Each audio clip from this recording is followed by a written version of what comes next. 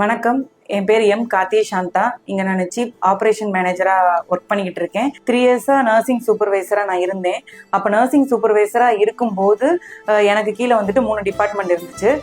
Nursing சூப்பர்வைசர்லேருந்து சிஓஎம்மாக இருந்த இடைப்பட்ட காலங்களில் கேரேகேபிஎஸ் ஹாஸ்பிட்டல் வந்துட்டு எனக்கு நிறையா லீடர்ஷிப் கிளாஸஸ் வந்துட்டு எனக்கு அரேஞ்ச் பண்ணி கொடுத்துருந்தாங்க.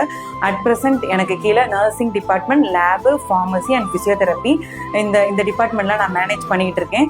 இப்போ நர்சிங் சூப்பர்வைசரில் இருந்துட்டு சிஓஎம்மாக வந்த ஜேர்னி வந்துட்டு ஈஸியாக கிடைக்கல.